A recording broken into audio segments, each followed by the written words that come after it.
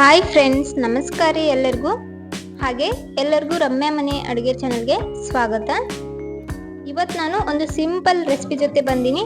ಅದು ಏನಂದ್ರೆ ಹಸಿ ವಟಾಣಿಯಿಂದ ಮಾಡೋ ಗ್ರೇವಿ ಚಪಾತಿ ಹಾಗೆ ರೈಸ್ ಜೊತೆ ತುಂಬ ಟೇಸ್ಟಿಯಾಗಿ ಮಾಡಿಕೊಂಡು ತಿನ್ಬೋದು. ಒಂಥರ ಕುರ್ಮಾ ಥರನೇ ಟೇಸ್ಟ್ ಇರ್ತದೆ. ಬಟ್ ಇದಕ್ಕೇನು ಹಸಿ ತೆಂಗು ಏನು ಹಾಕಲ್ಲ, ಅಂದ್ರೂ ತುಂಬ ಟೇಸ್ಟಿಯಾದ ಗ್ರೇವಿ ಮಾಡ್ಕೊಳ್ಬೋದು. ಈ ಗ್ರೇವಿ ಮಾಡೋಕೆ ಏನೇನು ತೊಗೊಂಡಿದ್ದೀನಿ ಅಂತ ಹೇಳಿ ಒಮ್ಮೆ ನೋಡ್ಕೊಂಡು ಬರೋಣ. ಈರುಳ್ಳಿ, ಬೆಳ್ಳುಳ್ಳಿ, ಶುಂಠಿ, ಟೊಮ್ಯಾಟೊ, ಹಸಿ ಮೆಣಸಿನಕಾಯಿ, ಸ್ವಲ್ಪ ಗೋಡಂಬಿ, ಹಾಗೆ ಹಸಿ ಬಟಾಣಿನ ಸುಲಿದಿಟ್ಕೊಂಡಿದ್ದೀನಿ, ಬಿಡಿಸಿಟ್ಕೊಂಡಿದ್ದೀನಿ ರೀ.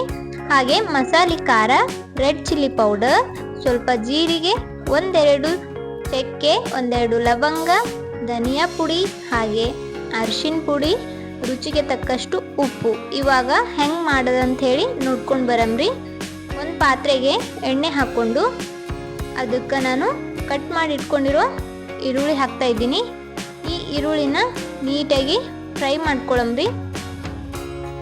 ಇವಾಗ ನೋಡ್ಬೋದು ಈರುಳ್ಳಿ ಅರ್ಧ ಫ್ರೈ ಆಗ್ಯಾವ. ಅದಕ್ಕೆ ಟೊಮೆಟೊ, ಶುಂಠಿ, ಬೆಳ್ಳುಳ್ಳಿ, ಹಸಿ ಮೆಣಸಿನ್ಕಾಯಿ, ಗೋಡಂಬಿ ಎಲ್ಲ ತೊಗೊಂಡಿದ್ದನ್ನ ಅದನ್ನು ಸೇರಿಸ್ತಾ ಇದ್ದೀನಿ. ಇದೆಲ್ಲವನ್ನ ನೀಟಾಗಿ ಫ್ರೈ ಮಾಡ್ಕೋಬೇಕಾಗ್ತದೆ ಎಣ್ಣೆ ಒಳಗೆ. ಇದಕ್ಕೆ ನಾನು ಹಾಗೆ ಕೊತ್ತಂಬರಿ ಸೇರಿಸ್ತಾ ಇದ್ದೀನಿ. ಕೊತ್ತಂಬರಿ ಜಾಸ್ತಿ ಇದ್ರೆ ತೊಗೋಬೋದು, ನನ್ನ ಹತ್ರ ಸ್ವಲ್ಪ ಇತ್ತು, ಹಾಗಾಗಿ ಸ್ವಲ್ಪ ಸೇರಿಸ್ಕೊಂಡಿದ್ದೀನಿ ರೀ. ಇವಾಗ ಇದು ಫ್ರೈ ಆಗ್ಯದ, ತೆಗೆದ್ಬಿಟ್ಟು ಆರಿದ ನಂತರ ಪೇಸ್ಟ್ ಮಾಡಿ ಇಟ್ಕೋಬೇಕಾಗ್ತದೆ. ಅದೇ ಪಾತ್ರೆಗೆ ನಾನು ಎಣ್ಣೆ ಹಾಕ್ಕೊಂಡು ಸ್ವಲ್ಪ ಜೀರಿಗೆ ಹಾಕಿಬಿಟ್ಟು ಮಾಡಿಟ್ಟಿರುವ ಪೇಸ್ಟ್ನ ಸೇರಿಸ್ತಾ ಇದ್ದೀನಿ. ಈ ಪೇಸ್ಟ್ನ ಸೇರಿಸ್ಬಿಟ್ಟು ನೀಟಾಗಿ ಫ್ರೈ ಮಾಡ್ಕೋಬೇಕಾಗ್ತದ್ರಿ. ಅದರಲ್ಲಿರೋ ನೀರಿನ ಅಂಶ ಎಲ್ಲ ಹೋಗಬೇಕು. ಆ ಥರ ಇದನ್ನು ನೀಟಾಗಿ ಫ್ರೈ ಮಾಡ್ಕೋತಾ ಇದ್ದೀನಿ. ಇದು ಫ್ರೈ ಆಗ್ಯದ. ಇವಾಗ ಇದಕ್ಕೆ ಮಸಾಲೆ ಎಲ್ಲ ತೊಗೊಂಡಿದ್ವಲ್ಲ ಅದನ್ನು ಸೇರಿಸ್ತಾ ಇದ್ದೀನಿ.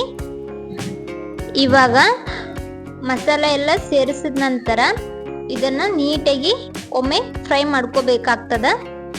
ನಮ್ಮ ಉತ್ತರ ಕರ್ನಾಟಕದ ಮಸಾಲೆ ಖಾರ ರೆಸಿಪಿ ಬೇಕಂದ್ರೂ ಕಮೆಂಟ್ ಮಾಡಿರಿ, ಹೇಳ್ತೀವಿ. ಮಸಾಲ ಅಂತ ಏನದ ಅದು ನಮ್ಮ ಉತ್ತರ ಕರ್ನಾಟಕದ ಮಸಾಲೆ ಖಾರ ಐತ್ರಿ. ಇವಾಗ ಇದಕ್ಕೇನೆ ನಾನು ಹಸಿ ವಟಾಣಿ ಸೇರಿಸ್ತಾ ಇದ್ದೀನಿ. ವಟಾಣಿ ಸೇರಿಸ್ಬಿಟ್ಟು ಒಮ್ಮೆ ಮಸಾಲ ಜೊತೆ ನೀಟಾಗಿ ಮಿಕ್ಸ್ ಮಾಡಿ ಇದನ್ನು ನಾವು ಒಂದು ಮುಚ್ಚಳ ಮುಚ್ಚಿಬಿಟ್ಟು ಸ್ವಲ್ಪ ಹೊತ್ತು ನೀಟಾಗಿ ಬೇಯಿಸ್ಕೋಬೇಕಾಗ್ತದ್ರಿ. ಎಣ್ಣೆ ಒಳಗೆ ನೀರು ಹಾಕ್ದೇನೆ ಹಾಗೆ ಒಂದು ಸ್ವಲ್ಪ ಹೊತ್ತು ಬೇಯಿಸ್ಕೊಂಡಿದ್ದೀನಿ ನಾನು. ನೀರಿನ್ನೂ ಹಾಕಿಲ್ಲ. ನೋಡ್ಬೋದು ಎಣ್ಣೆ ಎಷ್ಟು ಚೆಂದ ಬಿಟ್ಟಂಥೇಳಿ. ಮಸಾಲ ಸಹ ವಟಾಣಿ ಜೊತೆ ನೀಟಾಗಿ ಬೆಂದಿರ್ತದ್ರಿ. ಇವಾಗ ಇದಕ್ಕೆ ನಾನು ನೀರು ಸೇರಿಸ್ತಾ ಇದ್ದೀನಿ. ಗ್ರೇವಿ ಯಾವ ಥರ ಬೇಕು ನೋಡಿಕೊಂಡು ನೀರನ್ನ ಆ್ಯಡ್ ಮಾಡ್ಕೋಬೋದು.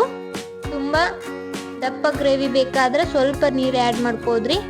ಸ್ವಲ್ಪ ತೆಳುವಾದ ಗ್ರೇವಿ ಬೇಕಾದ್ರೆ ಎಕ್ಸ್ಟ್ರಾ ನೀರನ್ನ ಆ್ಯಡ್ ಮಾಡ್ಕೋಬೇಕಾಗ್ತದೆ. ಅದನ್ನು ಸ್ವಲ್ಪ ಹೊತ್ತು ಕುದಿಸ್ಕೊಂಡಿದ್ದೀನಿ ರೀ. ಇವಾಗ ನೋಡ್ಬೋದು ಎಷ್ಟು ಚೆಂದ ಆಗ್ಯದ ಅಂತೇಳಿ. ಇದ್ರ ಮೇಲ್ಗಡೆ ಸ್ವಲ್ಪ ಕೊತ್ತಂಬರಿ ಉದುರಿಸ್ಕೊಂಡ್ರೆ ರೆಡಿ ಆಗ್ತದೆ. ವಟಾಣಿನೂ ಸಹ ನೀಟಾಗಿ ಬೆಂದಿತ್ತು. ತುಂಬ ಟೇಸ್ಟಿಯಾಗಿರುವ ಈ ರೆಸಿಪಿ ನೀವು ಸಹ ಒಮ್ಮೆ ಟ್ರೈ ಮಾಡಿ. ತುಂಬ ಇಷ್ಟಪಟ್ಟು ತಿಂತಾರ ಮನೆದಾಗ ಎಲ್ಲರೂ. ನೋಡಿದ್ರೆಲ್ಲ ತಡ ಮಾಡಬೇಡ್ರಿ, ಒಂದು ಲೈಕ್ ಕೊಡಿ, ನನ್ನ ಚಾನಲ್ನ ಸಬ್ಸ್ಕ್ರೈಬ್ ಮಾಡ್ಕೊಳ್ಳಿ. ವಿಡಿಯೋ ನೋಡಿದವರಿಗೆ ಧನ್ಯವಾದಗಳು.